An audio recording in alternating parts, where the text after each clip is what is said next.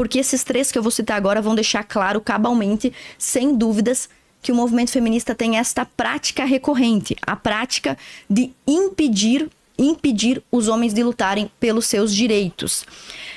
Eu gostaria de citar o exemplo da Procuradoria do Homem. Nós temos uma Procuradoria da Mulher em Santa Catarina, que foi há alguns anos autorizada, e essa Procuradoria, lá em Santa Catarina, serve aos interesses de avaliar se um projeto de lei é ou não benéfico para as mulheres.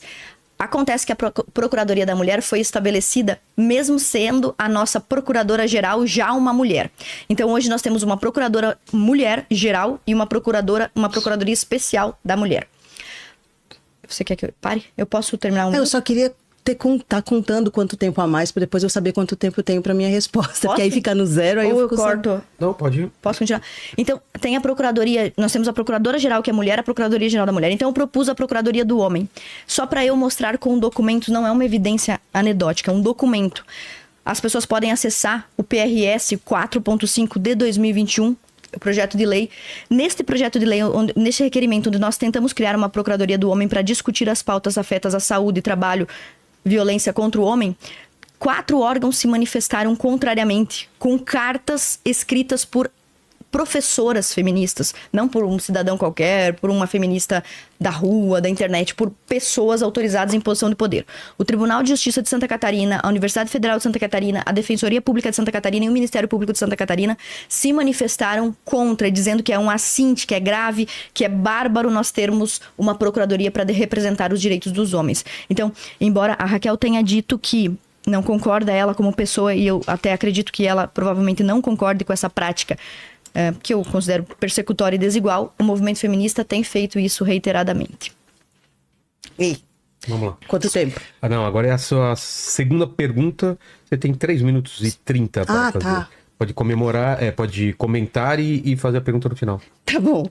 Entendi. Peraí. Vamos lá. É a pergunta. Sim, eu entendi. Pode comentar o que foi falado e deixa a pergunta. Não é muito fácil. Beleza. Estamos aí. Estamos chegando junto. Primeiro, eu queria discordar, dizer que tem uma falácia em dizer que o movimento feminista... Primeiro, o movimento feminista X, né? Porque a gente sabe que, assim como a gente não pode dizer que o movimento conservador é uma coisa só, ou que todas as pessoas religiosas são, né? A gente não pode dizer que o movimento feminista é um movimento único. E ele acha uma coisa, a gente não tem, juro por Deus, a gente não tem um headquarters, não tem essa verba toda. Aliás, né, eu não tô ganhando nada aqui, eu não tenho cargo, eu não vendo livro, eu não vendo curso, eu não faço nada. Eu só tô vindo porque eu realmente acredito nas coisas que eu tô falando. O movimento feminista é um movimento múltiplo e ele não se arvora a dizer o que é feminilidade, de quem é essa feminilidade, qual é o comportamento dessa feminilidade, e nem o que é masculinidade e como essa masculinidade deve se tratar. Pelo contrário, eu sou devota do deboísmo. Eu acho que a gente devia seguir as regras do MC Catra. Deixa as pessoas seguir, deixa as pessoas comer, deixa as mulheres dar, deixa ele ter os filhos dele, deixa as pessoas. Eu sou a favor da liberdade, na verdade. Eu acho que todo mundo deve poder viver como desejar, inclusive as mulheres. Falando sobre o que você está dizendo em relação à procuradoria, eu diria que duas coisas podem ser verdade ao mesmo tempo, né? Os homens podem ser atendidos e as mulheres podem ser atendidas e devem ser atendidas. O como está acontecendo, qual é a reatividade de determinada parte do movimento feminista ao que estiver sendo proposto, eu não tenho como dizer porque eu não sei exatamente qual é o direcionamento desses tipos de grupos. Como eu estou dizendo, se é um grupo para evolução e que é de acolhimento e não é um grupo de ódio, eu sou a favor. Agora, se é um grupo para falar de superioridade, eu não sou a favor. De superioridade e inferioridade feminina, eu não sou a favor. Eu acho que a gente tem que ter esse discernimento e olhar cada caso. Eu acho que isso é uma das coisas ruins do ambiente que a gente vive digital, que fomenta muito ódio. Antes de saber do que as coisas estão falando, você já vai receber ódio. Eu também. Então não importa muito o caso a caso. E acaba que isso limita as pessoas e coloca ela dentro de caixinhas. Eu acho que quem está em casa tem a capacidade de discernir entre uma coisa e outra e a capacidade de decidir. Então eu sou a favor da gente achar pontos em comum e de colaboração, que afinal essa é a natureza da política, senão a gente estava em guerra. Agora, a minha segunda pergunta, estou bem aqui, eu queria te perguntar, você é contra ou a favor da igualdade, equidade jurídica entre os sexos? Meu Deus, eu tenho que responder o primeiro, responder o segundo. Vamos lá. É difícil, né? O tempo nos deixa nervosos. Pois bem, é muito difícil a gente começar a discutir se o feminismo é bom ou ruim, se o antifeminismo é bom ou ruim, se a gente não puder definir o que é feminismo. Eu concordo e entendo o que a Raquel quis dizer, Raquel. Eu te entendo quando você diz, é impossível definir o feminismo como uma coisa só. Pois bem, mas existem conceitos nevrálgicos, né? Existe uma espinha dorsal no conservadorismo, existe uma espinha dorsal no pensamento esquerdo, no pensamento de direita, no pensamento feminista. E se nós não pudermos trabalhar em cima disso, a gente não vai conseguir definir nada, ou discutir nada. Porque toda vez que eu te disser, as feministas fazem A, você vai dizer, depende, eu acho que não. Então, existem sim livros consagrados e autoras consagradas. Beth Friedan, Kate Millett, Shulamit Firestone, Bell Hooks, que elas são lidas, repetidas, citadas em trabalhos acadêmicos e que... Sim, elas podem ser consideradas bispos do feminismo, digamos assim, por terem mais proeminência pelo que elas escrevem, terem representatividade e se reproduzir no meio feminista. Então, por exemplo, a gente tem um livro da Bell Hooks que se chama O Feminismo é para Todo Mundo. Nesse livro, ela define em vários termos o que é o feminismo, etc. E uma das coisas que ela define lá é impossível ser feminista e ser contra o aborto. Então, lendo o livro da Bell Hooks, eu chego à conclusão que toda feminista é pró-aborto. Porque nisso parecem concordar 90% delas. Então, eu preciso ter uma definição, e no começo do programa eu tentei pedir pra gente fazer uma definição pra gente poder discutir isso. Eu acho que sem essa definição a gente vai sofrer um pouco aqui pra dizer se o feminismo é bom ou ruim, etc. Quando você diz que nós não podemos permitir que os homens se reúnam pra discutir supremacia ou superioridade, eu até concordo que nós não podemos apoiar esses grupos, mas eles existem, assim como as mulheres se unem e discutem e debatem, sim, políticas públicas que prejudicam os homens. Um exemplo é uma foto muito famosa da Manuela Dávila, o homem segurando um livro que diz "O homem precisa acabar". Outro exemplo bem legal sobre isso, bem legal não, bem grave sobre isso, foi uma campanha de camisetas que surgiu nos Estados Unidos, que tinha como lema "Meninos são estúpidos, joguem pedras neles", ou "Fábrica da estupidez, o lugar onde os meninos são produzidos". Então existem muito material anti-homem, de ódio contra o homem sendo produzido. Existem grupos feministas que defendem sim a supremacia da mulher, que defendem a superioridade da mulher. E por fim, a sua última pergunta aqui para mim é se eu concordo que deve existir igualdade jurídica e civil em relação aos homens e às mulheres. De modo geral, sim. Aí você usou a expressão equidade, né? Sim. De modo geral, eu concordo que a lei deve ser justa, principalmente quando se trata, por exemplo, do Código Penal. Se é crime uma mulher bater num homem, tem que ser crime um homem bater numa mulher. Se é crime um homem mentir sobre uma mulher, deve ser crime a mulher mentir sobre o homem. Mas não é isso que a gente verifica nas leis. Nós temos uma infinidade de leis que, na verdade, só defendem as mulheres. Leis que favorecem as mulheres. Por exemplo, tem a própria lei do feminicídio não necessariamente favorece as mulheres, mas ela considera que o crime contra a mulher é mais grave do que o crime contra o homem, porque a pena é maior, né? Nós temos também, por exemplo, uma lei, a Lei 13.642, que é sobre a atribuição da Polícia Federal para investigar machismo online. Então, machismo online não pode. Ódio contra a mulher não pode. Eu concordo, não deve ter mesmo. Porém, ódio contra os homens pode.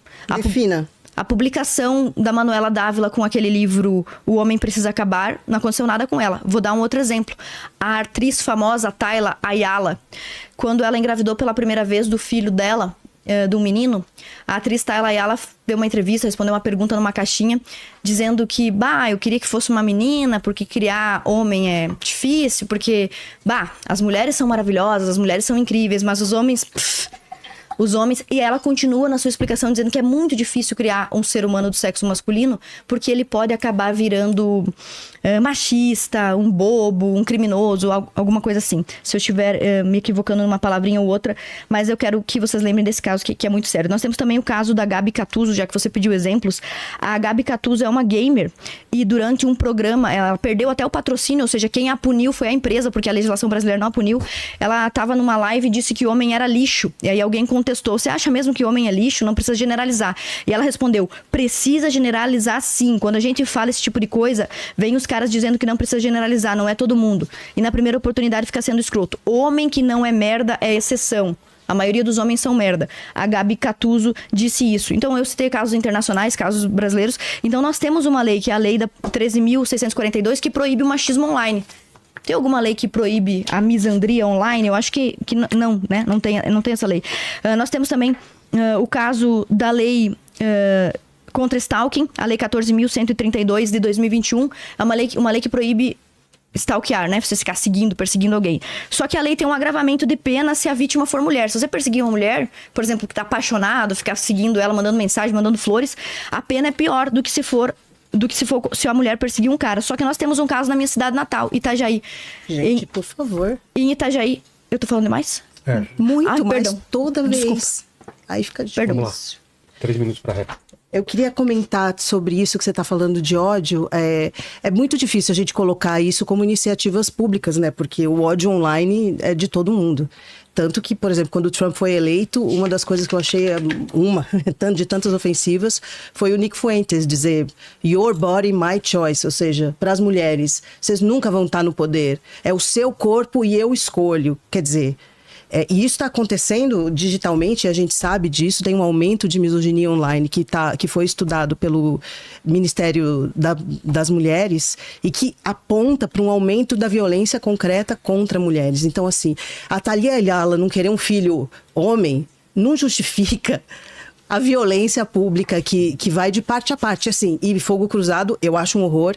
Eu acho que a gente devia regular as redes para que a gente não pudesse disseminar ódio online. E aí você falou de misandria, isso é uma coisa que a gente sempre ouve, né? Porque no primeiro momento que você começa a falar sobre direitos das mulheres, vem algum homem chorar misandria. É muito diferente você viver num ambiente de misoginia e você reagir a essa misoginia. Reagir à misoginia, ser considerado crime de ódio equivalente à violência que você sofreu, é justo? Eu não considero que seja justo. Agora...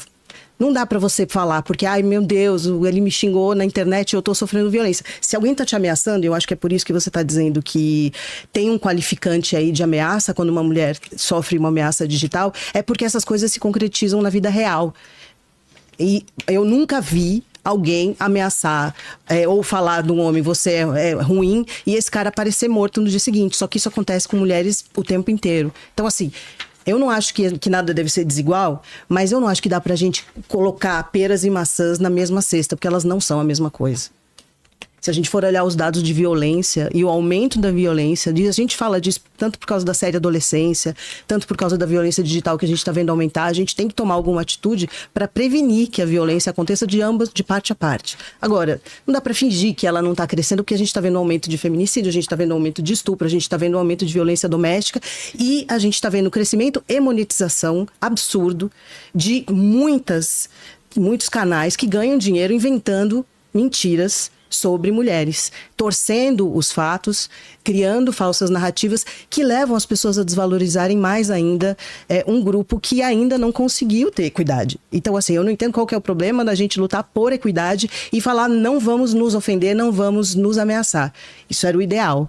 E especificamente que isso não ocorresse depois na vida real, que é uma coisa que acontece diferentemente do que acontece quando uma mulher fala disso online com um homem, acontece com uma mulher o tempo inteiro. Segunda pergunta, Ana, para ela. Pois bem, eu dei vários exemplos porque você me pediu um exemplo quando eu estava explicando. Só para lembrar o pessoal, tem um livro chamado Eu Odeio Homens, de uma feminista, publicado em 17 línguas. E há muito tempo já não se publicam livros famosos, gabaritados e consagrados no meio acadêmico, dizendo, por exemplo, eu odeio mulheres. Pois bem, minha próxima pergunta é a seguinte. Muitas vezes a gente já viu ataque de cachorro contra seres humanos. Você deve ter visto recentemente uma senhorinha de 77 anos foi atacada por um cachorro, um bebezinho de 10 meses foi atacado por um pitbull e acabou morrendo. Pois bem, quando os animais fazem isso, Vilela, a gente tem a eutanásia, né? O sacrifício de animais. Pois bem, o Conselho Federal de Medicina Veterinária, em 2012, se não me falha a memória, eles fizeram uma resolução sobre como matar animais, como sacrificar animais. O animal terrível lá, tá passando uma zoonose, ou o ratinho do laboratório tem que morrer. Então eles vão sacrificar esse animal. E aí eles listaram maneiras humanas e maneiras desumanas de matar animais. Um cavalo, um rato, uma cobra, como matar um animal de forma humana.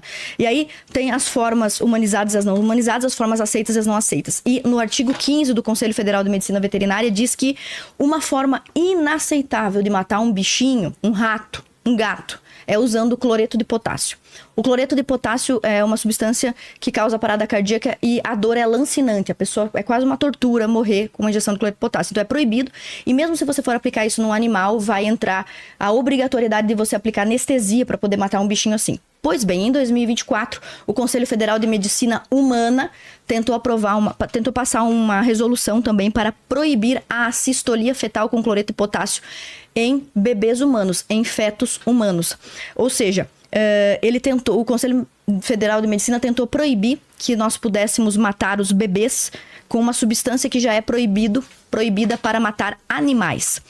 Pois bem, as feministas se mobilizaram em todo o país e conseguiram que o STF derrubasse essa resolução. Ou seja, nesse momento no Brasil está autorizado matar bebês no ventre de suas mães, matar fetos no ventre de suas mães, usando uma substância que não é permitida nem para cachorros. Quando as feministas falam, Raquel, sobre o aborto, elas dizem que estão defendendo o aborto para o bem-estar da mulher, para a segurança da mulher. Então, para contextualizar minha pergunta, eu quero contar a história da menina lá de Santa Catarina. Essa menina realizou um aborto, ela tinha 11 anos, realizou um aborto de um bebê de 7 meses, mais ou menos desse tamanho, porque as feministas pressionaram por esse aborto. A juíza havia determinado, Vilela, que fosse feita uma cirurgia cesariana, abrir a barriga com toda a segurança, tirar o bebê vivo, botar ele na UTI neonatal, porque ele já tinha 27, 28 semanas, tinha que aguardar um período ali para ele ter mais viabilidade, ele ia ser dado para adoção, a menina ia fazer a cesariana, ia seguir para sua casa. As feministas insistiram muito para que fosse feita uma cistolia fetal. Então o bebê foi morto, teve uma dor lancinante, morreu, teve uma parada cardíaca.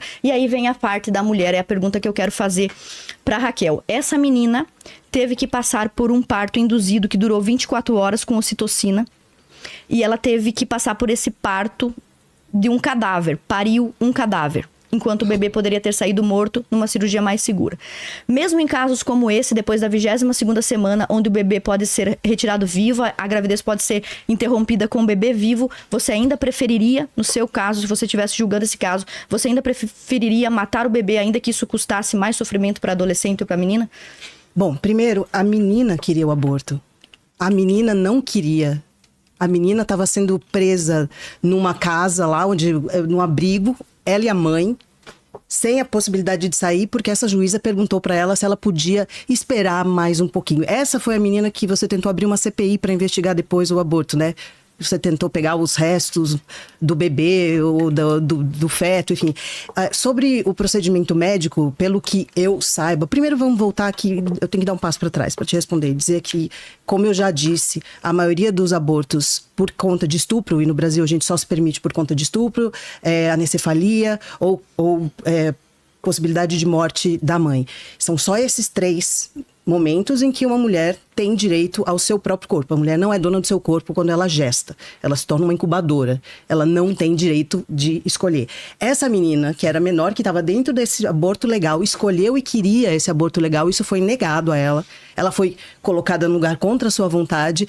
As feministas vieram porque elas pediram ajuda.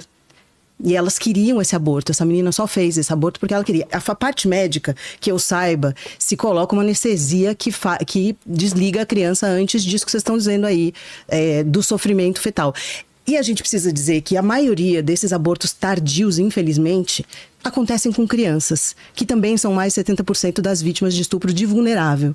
Então, quem em geral espera para fazer um aborto e não pega uma pílula do dia seguinte é uma criança que sequer entende que sofreu violência sexual. Então, essas crianças estão passando risco de morte porque o corpo delas não está preparado para essa gestação, porque um movimento antifeminista ou um movimento masculinista ou um movimento, enfim, o patriarcado acha que o corpo dela ou a vida dela é menos importante do que o feto que ela está gestando. E mesmo nessa situação. Então, essas meninas, quando elas descobrem que elas estão gestando, e elas descobrem que elas foram abusadas algumas vezes e elas não sabem, elas querem se livrar do que aconteceu. Infelizmente, isso pode acontecer tardiamente. Eu não acho que um aborto tardio é uma coisa maravilhosa. Claro.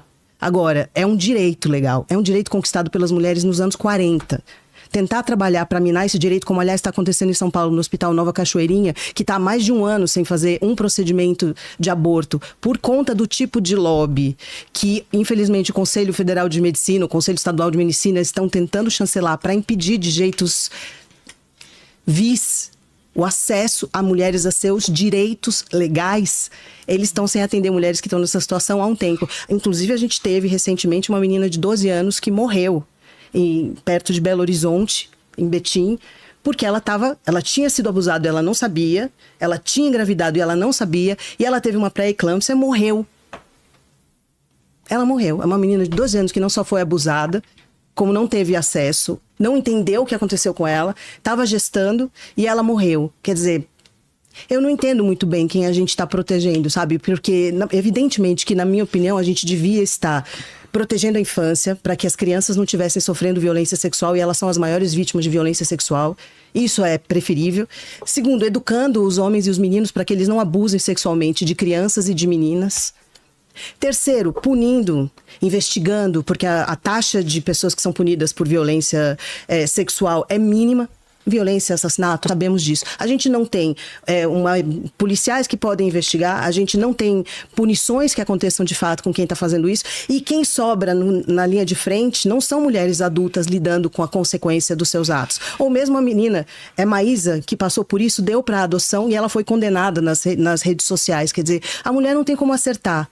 Se ela fica grávida depois de um absurdo desse e ela escolhe terminar a gestação, esse acesso vai ser dificultado. E o interesse é que o acesso seja impedido, de fato.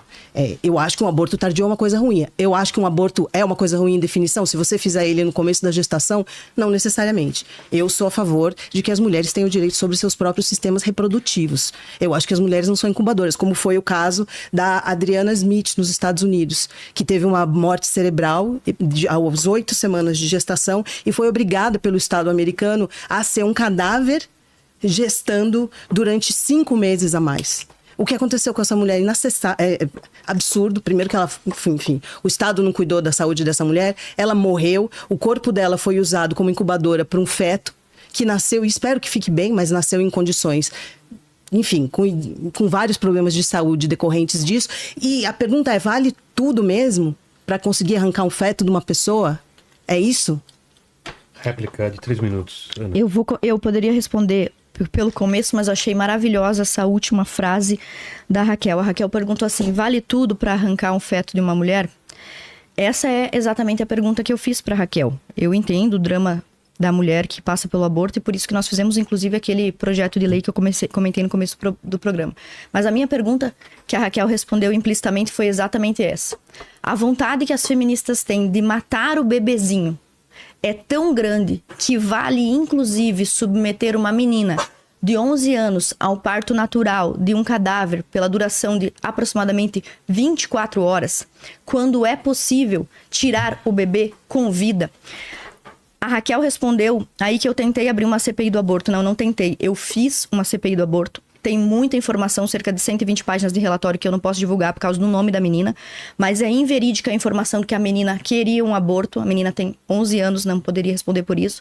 É verdadeira a informação de que a mãe inicialmente queria o aborto porque não que ela não quisesse a criança, mas ela temia o julgamento moral com relação a como seria aquela menina de só 11 anos grávida. Mas nós entrevistamos a família durante a CPI do aborto e várias coisas que foram ditas aqui pela Raquel, suposições são inverídicas, e eu só não exponho a verdade plenamente em respeito a essa família. Mas bem, nós conduzimos essa CPI do aborto e elas não procuraram ajuda ou não procuraram advogadas militantes, elas foram captadas pelas advogadas militantes, assim como aconteceu, por exemplo, no caso Roe versus Wade nos Estados Unidos, onde 2 advogadas feministas foram atrás de uma menina e convenceram, naquele caso dos Estados Unidos, a menina a mentir que tinha sofrido um estupro coletivo. Aqui em Santa Catarina não era mentira, realmente era verdade. Foi um relacionamento entre uma menina de 10 anos e um menino de 12, o que pressupõe um estupro de vulnerável mútuo, os dois, um estuprando ao outro, é o que pressupõe a legislação. Mas se nós vamos falar mesmo sobre o bem-estar da mulher, essa foi a pergunta que eu fiz para Raquel e que ela não me respondeu, que eu faço novamente para você que está me ouvindo. Se eu posso fazer uma cesariana na 25ª semana, na 27ª semana, que é o momento em que a menina procurou a médica, uma cesariana com segurança dentro de um hospital de qualidade, e tirar o bebê vivo e a mãe com menos riscos, sem passar por um parto induzido de um cadáver, por que que as feministas preferem, a todo custo, mesmo que signifique mais sofrimento para aquela menina de 11 anos, mesmo que signifique mais sofrimento para ela, elas preferem o bebê morto? Nesse caso, a escolha humanitária que respeita o corpo da mulher e da criança e que tira as duas vidas vivas, as duas pessoas vivas, o bebê e a mãe, é uma cirurgia cesariana com todos os cuidados necessários. A gravidez seria igualmente interrompida, a gravidez não ia continuar, a gravidez seria interrompida, o bebê iria para a UTI neonatal e então seria entregue para adoção. Terceira pergunta, Raquel. Beleza. Aqui eu queria perguntar sobre... eu vou só voltar aqui no... Entre cesárea e o parto, eu não sei qual tipo de parto você teve, mas sabemos que para fazer uma cesárea são 7 camadas de... E 7 tecidos que você tem que cortar para entrar até o útero de uma pessoa que está em desenvolvimento ainda. Eu não sou uma pessoa que vai julgar as ações médicas, desde que os médicos estejam cuidando pelo melhor bem-estar da criança. Se essa é a escolha daquela família, é a escolha que tem que ser respeitada. Eu acho que a gente não deve ficar forçando nem para um lado nem para o outro, né? Porque nesse caso aí que você está dizendo, quem falou para a menina, você não pode esperar mais um pouquinho, foi a juíza. E isso a gente tem registrado. Quer dizer, eu acho que essa ideia de que as feministas odeiam crianças é o contrário. A gente é mãe. Nós somos mulheres, a gente quer o melhor e a gente só quer que as mulheres tenham direito a ter autonomia sobre seu corpo. E eu sei que isso pode parecer muito estranho, mas a gente ainda não tem. Inclusive, nos Estados Unidos, eles conseguiram reverter isso, o que gerou um aumento de mortandade das mulheres, das gestantes e dos bebês nos Estados Unidos, nos estados onde isso está sendo proibido. Não só isso, como também causou um aumento nas laqueaduras e nas vasectomias. Porque os jovens americanos, ao saber que eles não vão ter mais a escolha, o direito de escolher se acontecer contra os seus planos, o planejamento familiar, que é uma coisa tão importante, eles não vão poder, eles estão escolhendo, assim como no Brasil a gente teve um aumento de 70% ou mais em busca por laqueadura nas mulheres a partir dos 21 anos, que agora é permitido. Por quê? Se você não vai ter o direito de escolher quando você quer ter filho, se o Estado vai mandar no seu corpo, melhor arrancar fora. Isso é uma opinião individual de cada mulher, é claro. Se elas não querem ter um bebê, eu não acho que elas devem ser forçadas a ter, em nenhuma situação. Eu acho que pensar mais no feto do que na mulher demonstra muito claramente o quanto que o movimento antifeminista ou masculinista ou os governos que a gente tem não se importam com a saúde e nem a saúde mental de uma mulher. Porque uma mulher que passa por esse tipo de violência não deve ser julgada em nenhuma das suas escolhas. Ela só deve ter o seu direito respeitado e acolhido. Aliás, eu acho que ela devia ter em qualquer instância esse direito. 5 minutos para a resposta, Ana. Tá, vamos lá. A Raquel, mais uma vez, ela está fazendo suposições sobre aquele caso.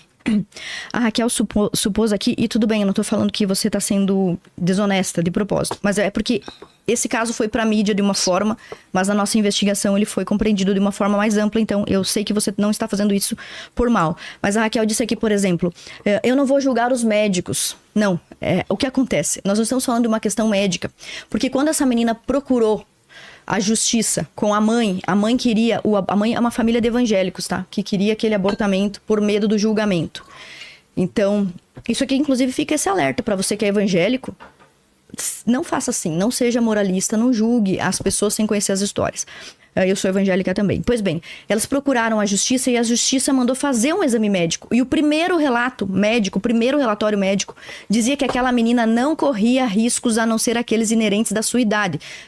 O risco que uma mulher tem aos 11 anos, o risco que uma menina tem aos 11 anos, que uma mulher tem aos 25, que uma mulher tem ao engravidar aos 40. Então, os médicos não queriam e não iam realizar o abortamento.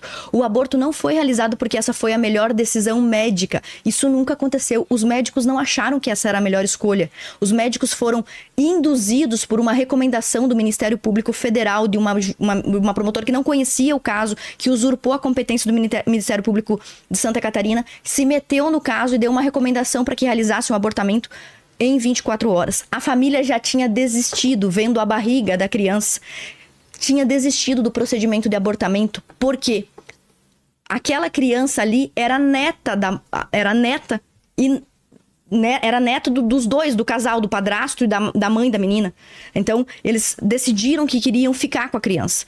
Mas foram induzidos pelas feministas, elas foram induzidas, advogadas, pessoas da equipe de saúde, a realizarem o procedimento como se depois da decisão do Ministério Público elas fossem obrigadas a realizar o procedimento. Então, a Raquel também me pergunta assim, sobre minhas filhas. Eu tive 2 cesarianas, tentei parto normal na primeira, acabei escolhendo, depois foram 2 cesarianas. Pois bem, eu sei que a cesariana é um procedimento relativamente invasivo, mas é um procedimento cirúrgico com o qual os médicos estão tão acostumados quanto um parto normal. Só que nós não estamos falando, no caso dessa menina, de um parto normal. Eu repito, você que está em casa. Não era um parto normal, gente. Era o parto de um cadáver que foi morto propositadamente. Em uma indução de parto normal, o bebê ajudaria a sair de dentro da mãe. O bebê quer viver, ele quer sair de dentro da mãe. Então, se fosse um parto natural, normal... Desculpa, o bebê... quantas semanas o bebê tava? Tinha 27 semanas. Ele não tinha condições de empurrar pra sair, você sabe disso. Se fosse induzida. Não seria, o bebê não tem força, não tem peso. O bebê não... vivo ajuda a si mesmo. Ué, você acha mais fácil realizar o parto de um cadáver, não, então? Eu sou mãe de prematura. E é mais fácil realizar o parto de um cadáver, então? Claro. Desculpa. Não, pera. É mais fácil realizar o parto natural de um cadáver do que de um bebê vivo? Não, claro, mas o bebê que tá prematuro, ele não vai fazer força pra sair. O bebê não consegue sair. Mas é natural expelir o bebê com uma indução de parto, né? Ocitocina, você sabe disso, né? Eu sei, mas... O parto é induzido. Ok, eu acho que a escolha... Desculpa, só falar... É que a gente tá aqui falando sobre um caso sobre o qual você tem acesso a informações que eu não tenho. Por isso que eu tô tentando dizer sobre isso. Então, só que a gente não conhece... Isso é a violação da história dessa família. Sim, é uma história que a gente não vai ter o mesmo peso pra poder falar, porque como você disse, eu só sei o que foi... Sim, mas... Eu tô te perguntando objetivamente, você não respondeu até agora a minha pergunta, eu não quero ser mal educada. Mas a minha pergunta é, se é possível numa cesariana tirar o bebê vivo na 28ª semana, por que você prefere tirar o bebê morto? Porque a menina não queria, eu tenho que respeitar a vontade dela. Mas de onde você tirou isso que a menina não queria? É a informação que eu tenho. Se você tem outra informação, a informação que eu tenho é essa, e a informação que tem que valer é a vontade da mulher. A vontade da pessoa, a criança que tem o direito. Se uma mulher quiser matar um bebê, é isso que conta? Depende. Nesse caso, eu posso tirar o bebê vivo ou posso tirar morto? Eu tenho que dar à mãezinha, à mulher, o direito. Esses bebês, gente, o que vocês vão fazer? Essa pessoa não quer. Essa pessoa tem direito à autonomia do corpo dela. É isso que ficou... Tá parado. Tudo bem, pode continuar. A mulher tem que ter direito de escolher. Uma menina. A criança não deveria nunca ter ficado grávida. Não deveria, concordo plenamente. Mas depois a menina estava grávida e era possível tirar com segurança médica. Quem é prioridade? A menina de 11 anos vai decidir se vai ficar com o bebê ou não? Quem é prioridade? A incubadora ou o feto? A menina de 11 anos concordou na audiência. A menina de 11 anos concordou na audiência em dar o bebê para adoção. Não, essa informação eu não tenho. Não sei. Sim, isso foi vazado. Não foi vazado. Jamais soube isso. A imprensa vazou o trecho da audiência, onde a médica perguntava se a menina aceitava esperar mais 2 semanas para o bebê ter mais chance de viver. O que é coação. E a menina concordou. A menina pode ou não pode decidir? Você está dizendo que a menina tem que decidir? Se ela estiver sendo coagida... Mas como coagida? Foi perguntada. Não foi coagida. Sim, por que ela tá perguntando isso? Então você quer dizer que a menina não pode ser coagida a salvar o bebê, mas pode ser coagida a matar o bebê. Eu não vi ninguém coagindo a menina a não salvar o bebê ou salvar o... Você acabou de me dizer que ela estava sendo coagida pela juíza. Ela estava porque isso saiu na imprensa. Mas o que saiu na imprensa? A audiência, a juíza estava abordando ela violentamente, agressivamente? Estava tentando convencer uma pessoa vítima de violência sexual, uma criança que não tem um corpo com idade o suficiente para carregar uma gestação a termo, que pode morrer em consequência disso, como a menina de 12 anos que acabou de falecer, infelizmente, a priorizar uma coisa que a família ou a menina não tem a informação, mas pelo que a gente entende, não queria. Eu acho que a gente não tem que se envolver nisso. E a gente vê isso o tempo inteiro. Mas então nós não temos que nos envolver nisso? Por que as 4 advogadas do caso se envolveram nisso ao ponto de vazar criminosamente um trecho da audiência? Ou você vai respeitar a família da menina ou não. Aquele vazamento é criminoso. A menina é uma menor de idade, as feministas tinham tanta vontade de matar aquele bebê. Sim. Elas tinham tanta vontade. É verdade. Veja bem, o aborto é um direito, ele não é um dever. O aborto é um direito, não é um direito. O aborto não é um direito. O aborto, ele tem um atenuante na lei, você pode abortar em caso de estupro. E mesmo nesses casos, vocês não deixam as mulheres em paz. Não, a mulher tem um direito se essa for a escolha sentimental, conforme a lei determina. Mas a questão é o seguinte, aquela menina tinha a opção de tirar o bebê vivo ou morto. As feministas tinham tanta vontade, eu quero que você me ouça, as feministas tinham tanta vontade de matar aquele bebê, que elas fizeram um vazamento criminoso de uma audiência. Se as feministas respeitassem aquela menina, não teriam vazado o trecho de uma audiência sigilosa. Se a justiça respeitasse essa menina, não estaria tentando coagi-la a carregar uma gestação que ela não queria por mais tempo. Como assim? O aborto não é um dever, a juíza tem não só o dever, a juíza tem sim o dever. Essa é a sua opinião. A juíza tem o dever legal de propor as duas opções. Não. Você pode ter o direito ao aborto e o direito à entrega legal. As duas coisas são direito. Salvar o bebê também é direito. Nenhuma mulher estuprada é obrigada a matar um bebê. Não existe isso. Eu acho sempre maravilhoso como as conservadoras só se importam com o bebê. Não, eu me importo com as antes mulheres. dele nascer. Olha só. Depois que ele nasce, tudo Essas bem. 4 pessoas aqui que vocês estão vendo, pessoal, em casa, 2 delas foram concebidas por um estupro. E as outras 2 não. Então agora a gente justifica Qual obrigar delas mulheres a merece gestar morrer? contra a vontade delas, é isso? Não, você acha que qual dessas pessoas merece morrer se você tivesse que escolher? Uma pessoa adulta? Essa é uma pergunta concreta? É uma pergunta concreta. Eu não sei. Você acha que alguma pessoa adulta merece morrer? Uma pessoa só merece. Depois que ela nasce e é dado um certificado de pessoa viva, aí a gente começa a falar que ninguém tem que ser morto, certo? Quer dizer, eu não sou a favor da pena de morte, não sei você.